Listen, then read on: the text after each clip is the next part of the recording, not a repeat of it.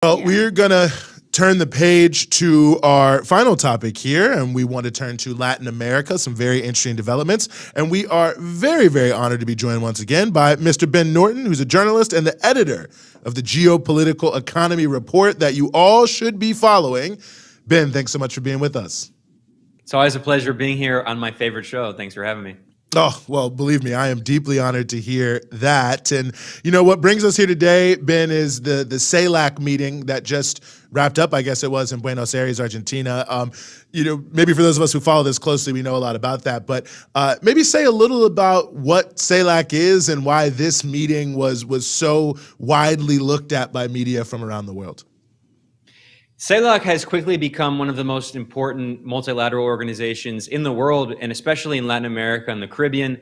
It was founded as an alternative to the Organization of American States, the OAS. People might know that the OAS was deeply involved in the coup in Bolivia in 2019, spreading completely false claims in alliance with the Trump administration in order to justify a violent coup against the elected socialist president of Bolivia, Evo Morales.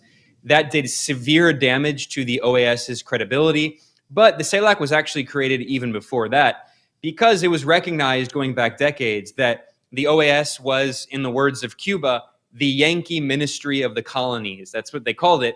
Across Latin America, it was recognized that the OAS was a tool of U.S. power. In fact, the OAS was created right at the beginning of the first Cold War. It was actually created a year before even NATO was created. And it was a coalition of right-wing anti-communist governments in Latin America.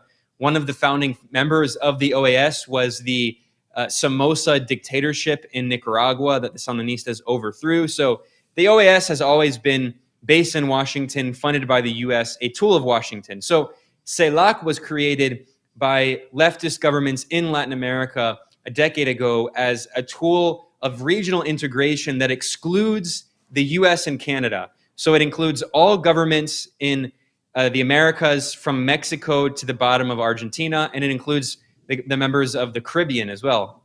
So this is a very important regional organization. They also held a meeting last year in Mexico City, but this meeting was extremely important because now the largest country in Latin America, Brazil, is once again a member. Jair Bolsonaro, when he came to power thanks to US-backed coups in Brazil, he withdrew Brazil from the CELAC as an attempt to try to sabotage this institution. And that did a lot of damage to it because Brazil is the largest country in Latin America with the largest economy. Lula da Silva has now come back, and this was his first foreign trip abroad since coming to power on January 1st. And not only did he talk about the importance of regional integration, but he also used the CELAC to announce that Brazil and Argentina are working on creating a new currency for Latin America to end their dependency on the US dollar, as he said. That's a really big deal. That's very significant what you just said, these plans for a new currency to trade in Latin America. Can you talk a bit about more about that and just why it's so significant? I mean, we're talking about Brazil is a massive country. Argentina isn't small either, but also one of the biggest countries in the hemisphere taking the lead on this. Yeah, Brazil is the sixth most populous country on Earth.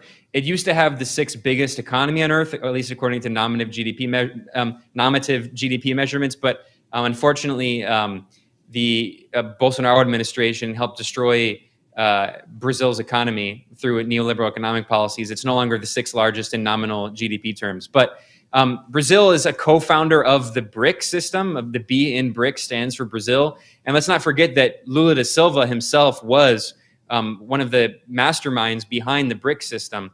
And now we see that Brazil is playing a huge role in pushing regional integration in Latin America, a region where the vast majority of trade is still done in the US dollar. According to the US Federal Reserve, 96% of trade in the Americas is invoiced in US dollars. Now, the US represents the majority of that trade, but still, the vast majority of trade in Latin America, including between countries that aren't the US, involves dollars. So if Brazil wants to sell oil to Argentina, and Argentina wants to sell wheat or soy to Brazil, they usually do that trade in dollars, which doesn't make any sense because every time a country exchanges their currency for dollars, it actually reduces the value of their own currency against the dollar and helps to strengthen the dollar. So countries around the region and around the world are saying, why do we keep doing this? All we're doing is helping to strengthen U.S. financial hegemony and maintain the dollar as this weapon that the U.S. can use to impose sanctions on countries, to lock them out of financial systems with sanctions and blockades. So what they're trying to do now is develop a regional currency that would be used as a unit of account. Now, really briefly, I don't want to get into the complicated details, but this is different from the euro in Europe, and that in a good way, because the Eurozone was designed by neoliberal economists. And basically, in Europe, it's impossible for member states to run deficits that are more than 3% of GDP, which means that a country like Greece, even though the people of Greece elected a leftist party, Syriza, that party was not able to implement any of the leftist economic policies it wanted to implement because it has no sovereign monetary policy, because Greece can't print euros. Only the European Central Bank based in Germany can print euros, and it can't run a deficit more than 3% of GDP, which means that Greece is permanently stuck in austerity policies and neoliberal policies. In Latin America, the economists helping to do research to create this new currency are leftists. They're studying, different models around the world. They understand what they should be avoiding. So instead, this currency is based on the model that was proposed by John Maynard Keynes, the famous British economist and the protectionist economist, back in the Bretton Woods conference in 1944. He called it the Bancor. Basically, what it means is that countries can do trade with each other with this currency, but it will be a unit of account so they can still maintain their domestic currency. So this is a way for countries in Latin America to get off of the US dollar. That's what Lula said. It's to end the dependence on the US dollar. And what he didn't say, but what everyone knows, it's a way to prevent the United States from locking countries in Latin America out of the international financial system. Because everyone in Latin America can see what the US and Europe did to Venezuela. They imposed brutal, illegal sanctions that violate international law, and they stole the Venezuelan central bank's foreign exchange reserves, including over $1 billion worth of gold located in the Bank of England. And then the US also did the exact same thing to Afghanistan, and then the US did the same to Russia. The US and the EU seized $300 billion of the Russian central bank's foreign exchange reserves. Countries around the world said, wow, this means that the US is basically an international pirate. They can steal our government's exchange reserves. We need to find new ways to protect our trade and protect our exchange reserves. And one of the ways of doing that is creating these new systems of trade and these new systems of holding reserves. So basically, the US has caused severe blowback because of its own economic warfare policies against Venezuela, against Russia, against Iran, and countries around the world, but especially in Latin America, are taking the charge to try to create new economic alternatives to prevent the US from being able to do that to them.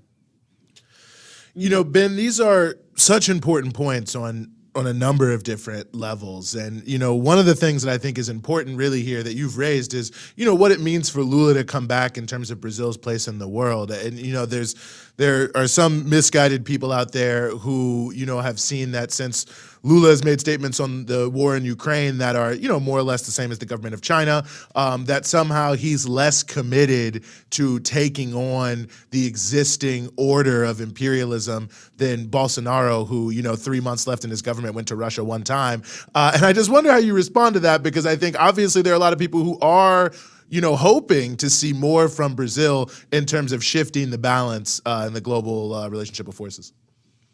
I mean, this is completely ridiculous. It almost isn't even worth responding to this ridiculous concept that Bolsonaro in any way was like challenging the U.S. Bolsonaro was the most pro-U.S., sycophantic pro-U.S. Brazilian leader since the dictatorship that was installed after a U.S.-backed coup in Brazil. I mean, let's not forget, Bolsonaro only came to power because of 2 U.S.-backed coups in Brazil. The 2016 impeachment of Dilma Rousseff of the Workers' Party, the president, on completely bogus charges. And Lula has referred to that this week as a coup, which is what it was. In 2018, then Lula was imprisoned on fake charges. The UN Human Rights Committee said that the charges against him were bogus and violated his civil and political rights. the Brazilian Supreme Court expunged his record and dropped all the charges against him. And the judge who oversaw the imprisonment of Lula in 2018 in the lead up to the elections was Sergio Moro, a longtime U.S. asset who was trained by the Justice Department. And after he imprisoned Lula, he was rewarded by becoming Bolsonaro's justice minister. And then Bolsonaro and Sergio Moro, they went to Virginia and they visited CIA headquarters. So Bolsonaro quite literally went to go and visit the CIA to thank them for imprisoning Lula. Anyone claiming that Bolsonaro was like independent or anti-imperialist is, I mean, I want to know what drug they're on, frankly. And furthermore, let's not forget, Bolsonaro constantly gave political rallies in Brazil with three flags: the Brazilian flag, the Israeli flag, and the US flag. This is a president of a country who gave rallies with other countries' flags. I've never heard of that happening in my life.